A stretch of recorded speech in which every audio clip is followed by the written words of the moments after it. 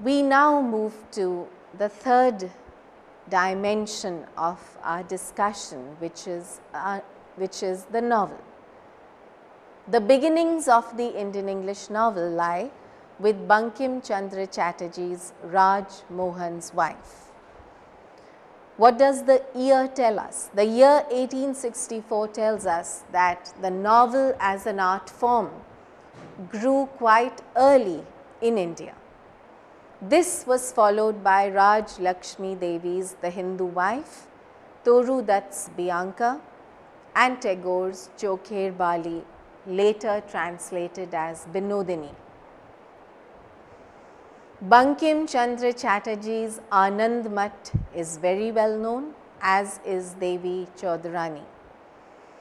His novels deal with the theme of patriotism, and there is always this message of love for the country, unity, strength, revolt, freedom, love for independence in whatever he writes.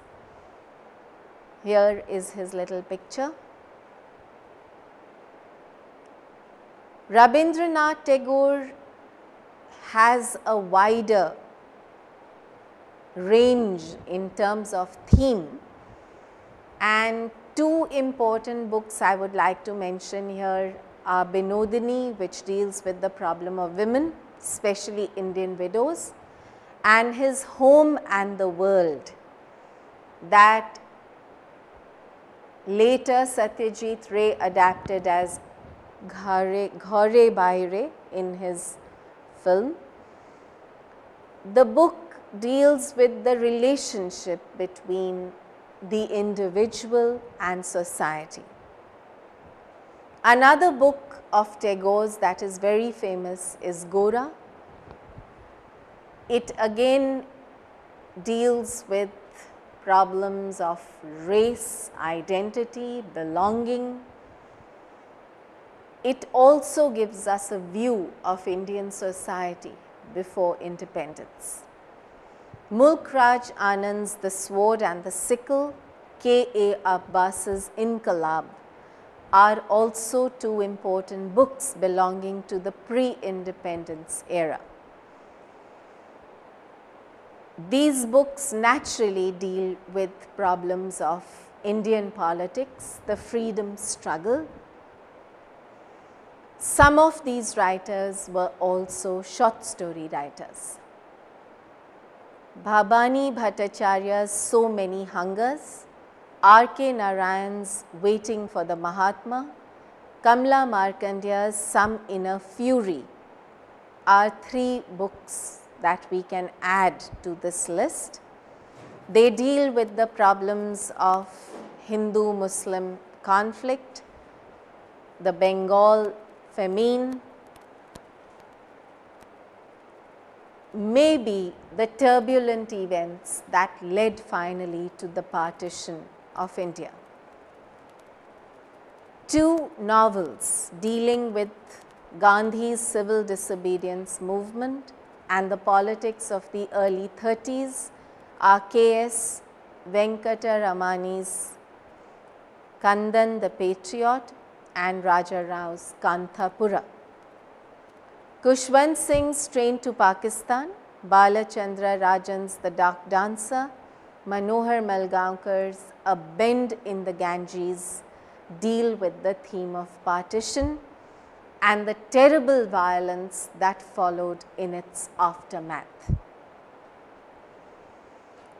The big three of the early Indian English novel are Mulk Raj Anand, R.K. Narayan and Raja Rao. We begin with a short discussion on Mulk Raj Anand. His important books are The Untouchable, Coolie, Two Leaves and a Bud, The Village, Across Black Waters.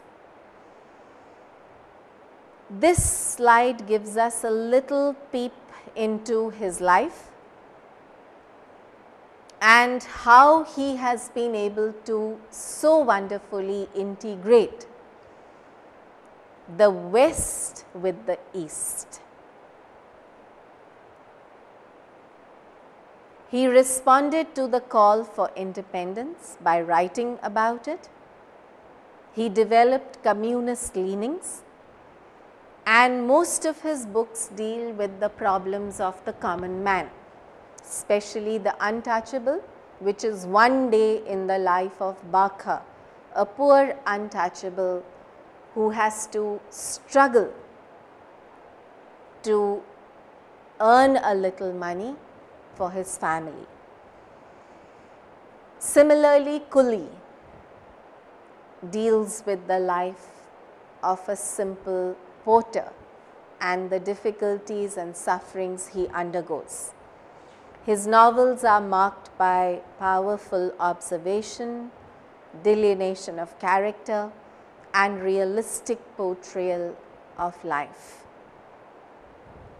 Mulk Raj Anand has been often compared to Charles Dickens. A similar kind of setting and theme prevails in Dickens's novels. The purpose is to highlight what is wrong in society, and sometimes Mulk Raj Anand also suggests solutions. The master of Malgudi, R.K. Narayan, his important books are Swami and Friends, Bachelor of Arts, The Dark Room, Waiting for the Mahatma, The Guide, My Dateless Diary. R.K. Narayan is a regional writer in the sense that most of his novels are set in a place called Malgudi, an imaginary town, but then it is not so imaginary. It is actually modeled on the place where Narayan grew up in Mysore and recreates the people, lifestyle, joys and sorrows of characters he picked from society. Narayan probably knew most of the characters he created in his books, which is why they seem so likable, lovable, realistic, and one can easily identify with the kind of life he tries to depict in his novels. His characters are unforgettable. This is one of the features of his works. He has the ability to probe their minds. So Narayan is not actually so simple as he looks. Some of his novels, stories, books show deep insight into human nature. What is important about his books is his use of the English language, which is masterful, his use of irony, humor, satire. However, there is optimism, faith, hope in whatever he writes. Raja Rao is the third of the big three. His important works are Kanthapura, The Serpent and the Rope, The Cat and Shakespeare. Here we have a picture of the big three.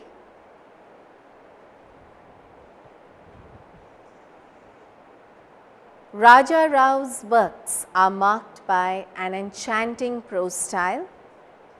Being a product of the Gandhian era, we have a portrayal of the principles of Gandhi and the old Hindu tradition.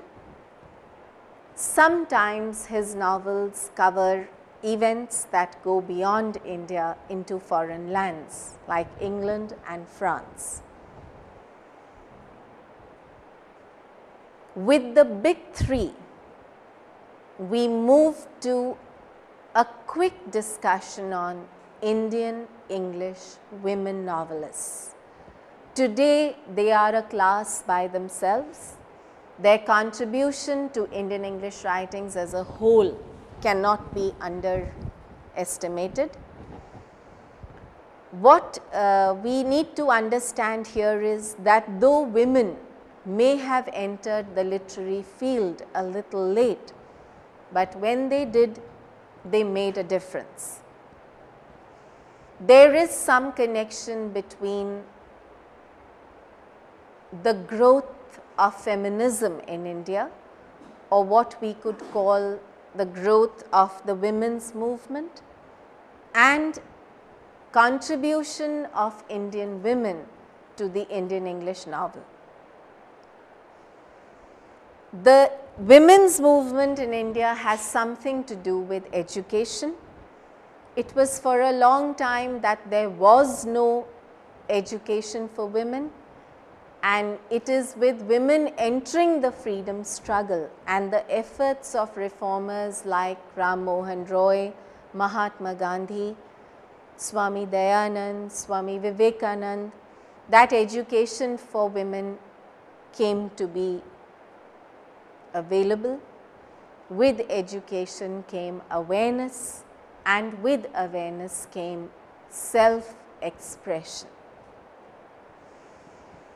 Women's writing in India, diverse and multilingual though it is, has tended towards a preoccupation with challenging the traditional roles assigned to women, the quest for an identity and the assertion of the self. I would like you to understand something here. It is not as if Mulk Raj Anand, R.K. Narayan or Tagore were not writing about women. Many of their books, like we just talked about Binodini, and many women play a major role in the stories of Narayan as well. But then women were never at the center. They were never the focal center of the book or the story. Also, much of the portrayal of women in the novels of these early writers was somewhat typical. The woman depicted fell into a kind of slot. Either she was deified, she was like wonderful, perfect, a paragon of virtue, or she was totally evil. The need to probe a woman's psyche was not felt for a long time. And I think this happened only when women writers as such began to write. I do not also mean to suggest that male writers are incapable of probing the psychology of a woman.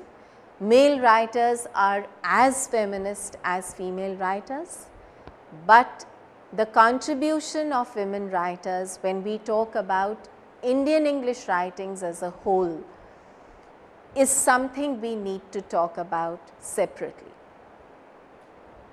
And so, as this slide clarifies, the quest for an identity, the search for the self becomes a central theme in novels written by Indian English women writers. The beginnings lie with Raj Lakshmi Devi's The Hindu Wife, Krupa by Satyanandan's Kamala, A Story of Hindu Life, and Sagun, A Story of Native Christian Life, Cornelia Sorabji's Love and Life Behind the Parda, which is a very funny portrayal of, how Indian women lived in the zanana, as it was called, the women's section of the house.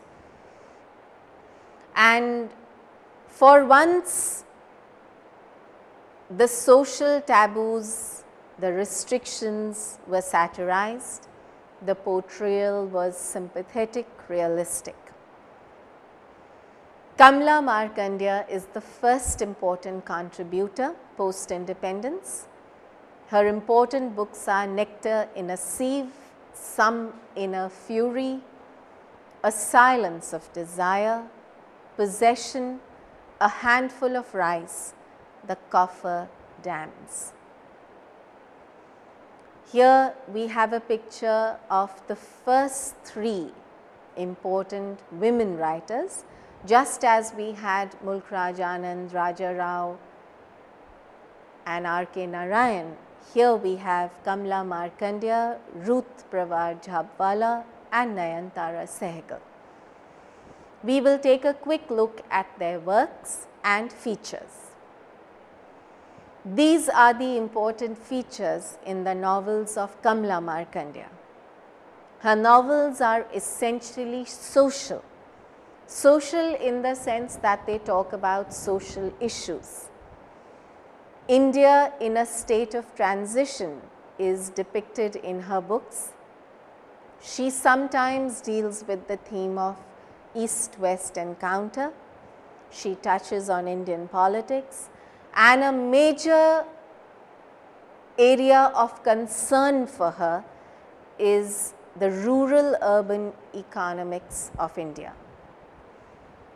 The rural-urban economics of India. Ruth Prawar Jhabwala is the second important contributor.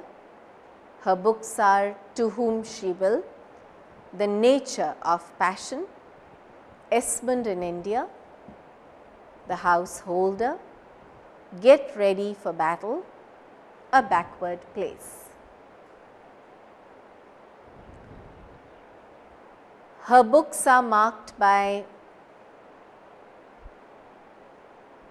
some influence of the West, mainly because of her own Polish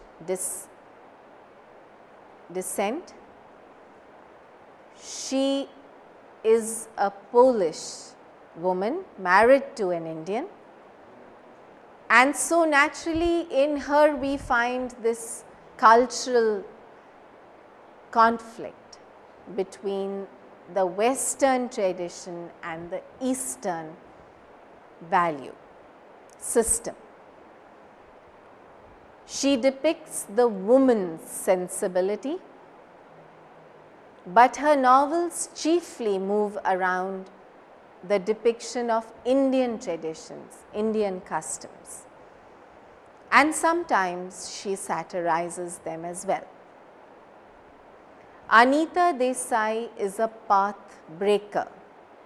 Her important books are Cry the Peacock, Voices in the Sea, Bye Bye Blackbird, Where Shall We Go This Summer, Fire on the Mountain and Clear Light of Day. Here we have a picture. She was shortlisted for the Booker Prize a number of times, but by some trick of fate, it is her daughter who won the prize and not she. So, Kiran Desai was the winner of the last or the second last Booker Prize, and she won it for her book An Inheritance of Loss. Anita Desai I called a path breaker, and I would like you to think of her as following the first group of three. We could place Kamla Markandeya, Jhabwala and Sehgal in one group actually. Sehgal, though I will talk about her a little later, belongs with this group because her novels too are largely set in a political background, and so the socio-political setting is what is more important in the early novelists, whereas with Desai comes a change. And what is the change?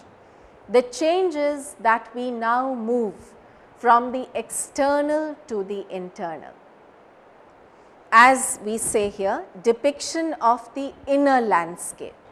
Suddenly now, the place where things happen is not outside, but inside the mind of the character. She sometimes makes use of the stream of consciousness technique, and we know what this is. The stream of consciousness is a modern technique in novel writing.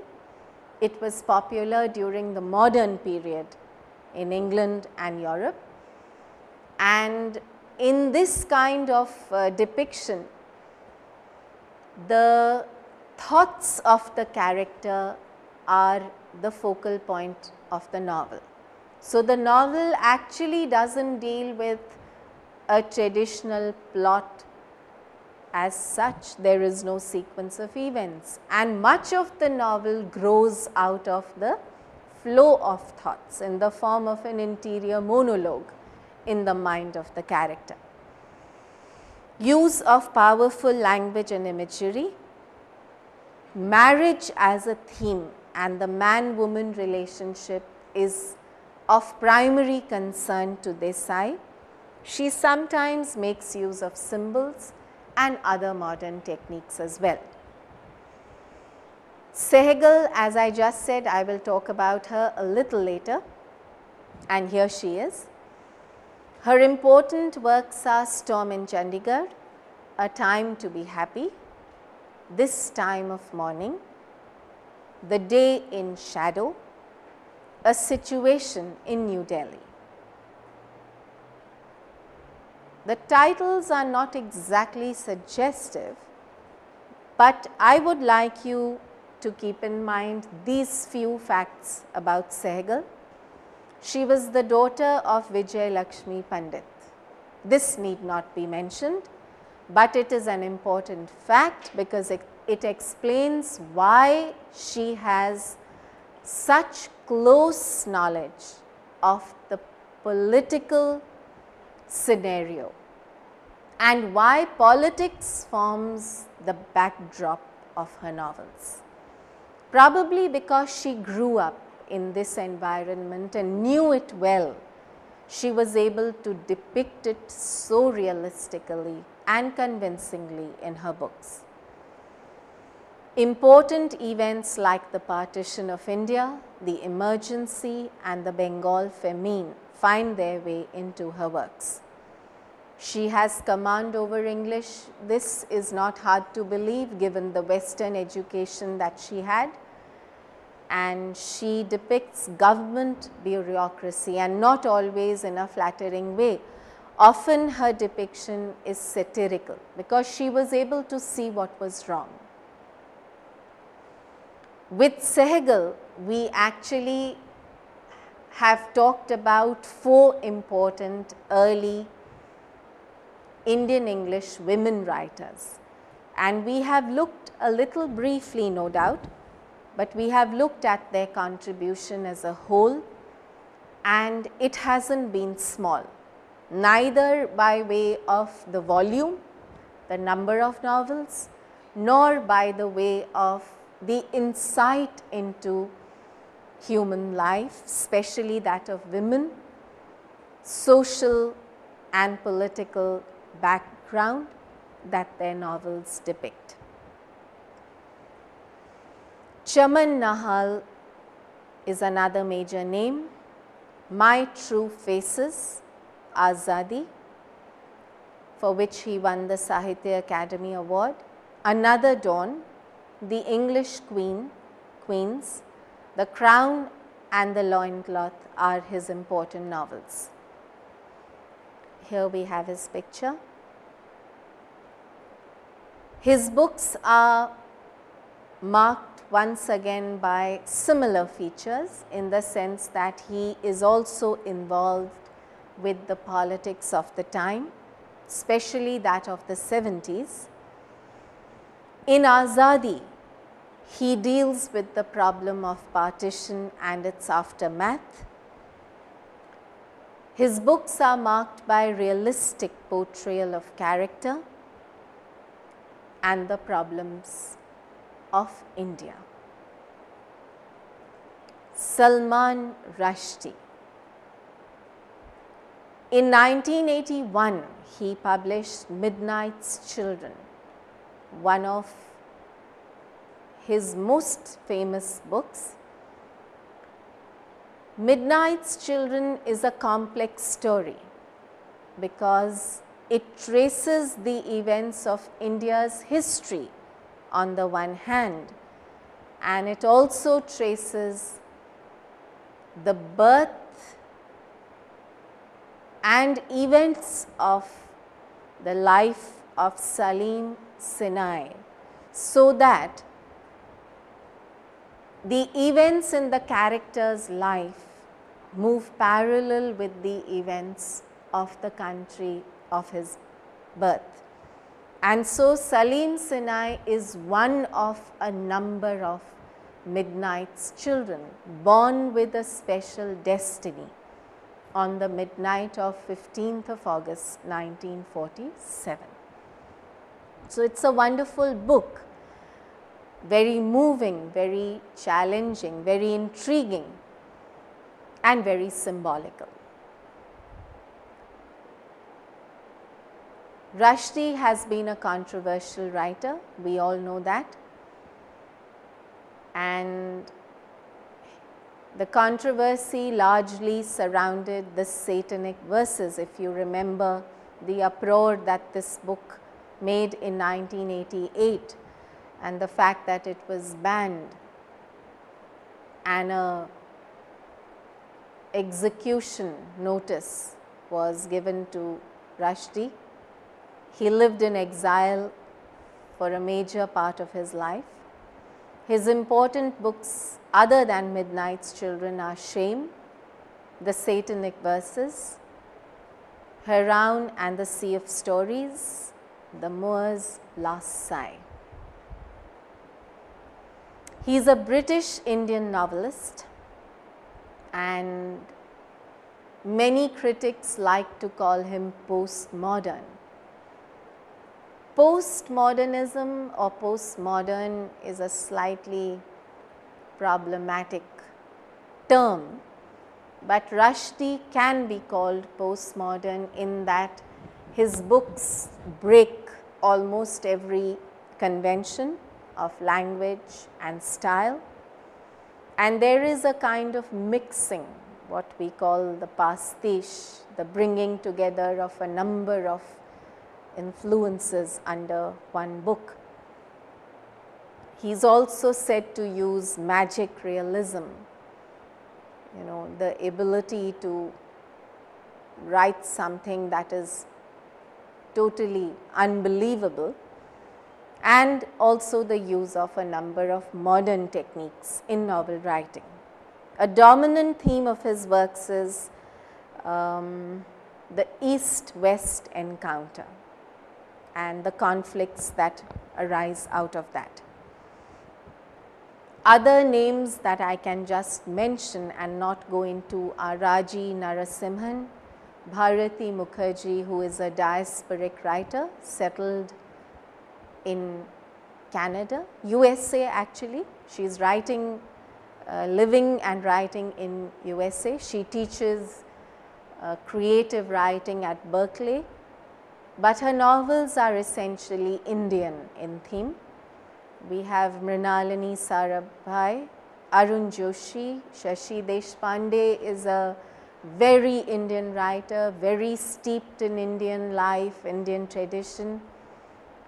She lives in the south, in Bangalore, is a housewife. Her world is a small world, limited. She doesn't write about East-West encounters and big events, but her works are extremely insightful, deep, and give us a wonderful look into the Indian woman of today, caught between tradition and a sense of freedom. Deena Mehta, Nargis Dalal is a Parsi writer. So, we find a very strong Parsi influence in her books, in that she talks about the dying traditions of the Parsi people, and we all know that they are a fast diminishing community, a cause of great concern to them. With this, we come to the end of our discussion on the novel as such, and we move to the flowering of Indian English poetry. We left poetry, if you remember, with the early poets. And if we need to close this discussion on Indian English writings, we must close it with a brief look at what has happened to poetry, drama, novel and prose now. The new poets is the name we would like to give to these younger poets of today. They are different. They are not writing on themes like myth, legend and history that we saw in the works of Toru and Arudat and the other early poets. If you look at the bottom of this slide, it mentions something like their works show modernist tendencies as well as consciousness of tradition. This modernist tendency is about the changing times. To this group belong Kamla Das, who is a distinctly feminist poet, and this note is what is missing in the works of the early poets. Some modern Indian English poetry is in the confessional caste. Now, what does confessional mean? A kind of poetry in which the poet appears to be writing about her or his innermost thoughts, desires, problems. Powerful depiction of urbanization, India in transition, we find in the poems of Ezekiel. Ezekiel as in Nissim Ezekiel. Other important poets we need to mention at least are Dom Moraes, Nissim Ezekiel as we just mentioned, P. Lal, Kamla Das, A.K. Ramanujan is an important name, R. Parathasarathy also, Suniti Nam Joshi and Jayant Mahapatra. They have done a lot for English and Indian poetry, each in his or her own way. They are highly modern, they make use of modern stanza forms. There is an impact of the modern poets of the West on them, like maybe the Imagists, Ezra Pound, T.S. Eliot. The last leg of this talk covers Indian English prose, and for this we need to go back into the past slightly, because we did not talk of prose really when we started with this discussion. Indian English prose comes even before poetry, and the areas that prose came in are translation, law, journalism, oratory and social reform. I think this is very easy to understand. Given the kind of history India has had in the last 50 years, prose would inevitably be tied up with these aspects, journalism in particular and social reform too. The pioneers were Ram Mohan Roy, Ranade, Vidyasagar, Dwarka Nath Tagore, Rabindranath Tagore's father, Bankim Chandra Chatterjee, Vivekanand, Keshav Chandra Sen and K.T. Telang. The extremists as we know them in the struggle for freedom, Bal Gangadhar Tilak, Bipin Chandra Pal and Lala Lajpat Rai also contributed to English prose. Most of these people had a grounding in English, and so they wrote, but they wrote with a purpose, and that purpose was to awaken the masses, to generate political consciousness, women's liberation, and to quicken or at least increase the pace of social reform. In their writings, we can see the growth of a nationalistic temper, and foundation of some important associations like the British Indian Association, the Indian Association and the Indian National Congress. I wonder if the freedom struggle would have taken the course it did without the writings of these great people, and how they must have used their pen to first awaken and then act, then execute. The Indian English journalists in the pre-independence era are Sisir Ghosh, Surendranath Banerjee, Annie Besant, C.R. Das, K.M. Munshi, Lajpat Rai, M.K. Gandhi. Acharya Kriplani was the editor of the Vigil, and through the writings of these writers, politics and journalism remained closely linked, because they were not really writing for pleasure, they were writing with an objective. Three great prose writers are Radhakrishnan, our second president, Raghunathan and Nirad C. Chaudhary. Here we have a picture of these three early writers. We begin with Radhakrishnan, and prose is the last that we are talking about. He was educated at Vellore and Madras Christian College. He was a teacher of philosophy, a writer. He taught at Madras, Mysore, Calcutta and Oxford. He presided over the UNESCO General Conference. He was president of the Sahitya Academy. He delivered a number of lectures and addressed a number of meetings like the World Congress on Faiths. He was India's ambassador to Soviet Russia. He was vice president and finally the president.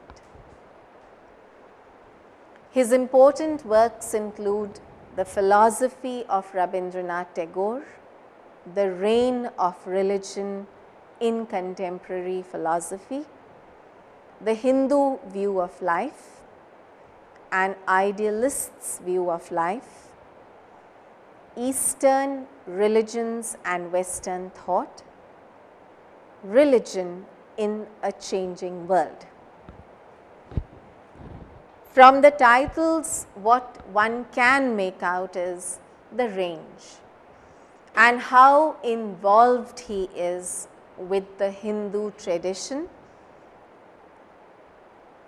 Hindu thought, but not without its relevance to Western ideology. And maybe in his works we find the need to integrate the two. His works show three important features. Number one, a close reading of the Vedantas and other Indian classical texts like the Upanishads and epics.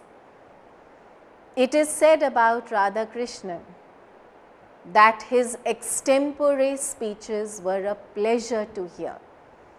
He spoke in brilliant English, and his speeches were interspersed with innumerable quotations from the Hindu texts, especially the Gita, the Vedas, the Upanishads and the Puranas. He was completely familiar with Western thought and he had a mastery over English. N. Raghunathan, his important works are The Coming of Freedom, Our New Rulers, The Awadhi Socialists, Planner's Paradise, Reason and Intuition in Indian Culture. He talks about politics, education, philosophy, literature in his works. He portrays Indian traditions and beliefs. His prose is eloquent and immersed in learning. Finally, we briefly mention Nirad C. Chaudhary, the grand old man of Indian writing. He has been rated as a top class writer in terms of theme and style. His magnum opus is Autobiography of an Unknown Indian, very well known, one of the most telling books we have on Hindu tradition, life in Calcutta. He lived in London, but wrote about the life in India that he knew so well. He is also a great satirist. He did not think twice before satirizing all the customs and traditions that he found were redundant and useless. That's exactly what we mean by fiercely honest and unsparing critic of men, morals and manners in contemporary India. Few Indians would have had the courage to write the way he did. In the autobiography, about the autobiography, he has said, it is more of a national than a personal history. So, the book is actually misleading. It is not really the autobiography of an unknown Indian. It is also the autobiography of India as a nation. As such, we get a very detailed analysis of the political and cultural life of India in the pre-independence era. I would like to come to the conclusion now. Having been through a quick look at the 4 major genres in Indian English writings, that is poetry, drama, novel and prose, what do we conclude? And where does Indian English writing stand today?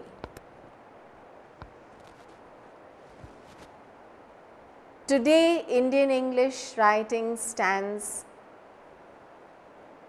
at a place that fills us with hope, in the sense that it is a voice that is heard the world over, and 2 important events that prove this are Arundhati Roy and Kiran Desai winning the Man Booker Prize. We have a little quote here by B.B. Kachru that somewhat sums up what I am trying to say. In India, the English language has blended itself with the cultural and social complex of the country. It has become the language of the intellectual makeup of Indians. It is the only language, except perhaps Sanskrit, which has been retained and used by Indian intellectuals in spite of political pressures and regional language loyalty. In certain ways, the use of English as a link language and the growth of Indian English writing has for the first time created a pan-India literature which symbolizes the cultural and socio-political aspirations of Indians. So, what we have here is the importance of Indian English literature, no doubt, but also the importance of the English language to the average Indian. It is not just that India is a link language. It is also this, that English is almost a sister language. It is one of the many languages, and like we write in our native languages, we write in English. as a mode of self-expression, as a way of writing, then English is as significant, important as the other regional languages of India. To conclude, the growth of Indian English literature has been like from a sapling to a tree. What we have tried to see today in this brief talk has been a journey that Indian English literature made from when the British came to India with their language to now. And as such, it has been a journey of growth, a journey of betterment, a journey towards improvement. And there is much more that is perhaps to come. With this, I would like to conclude this talk on Indian English writings. I hope it has been a little informative and it has given you a kind of bird's eye view into what Indian English writings has meant for us from the time that it started to now. Thank you very much.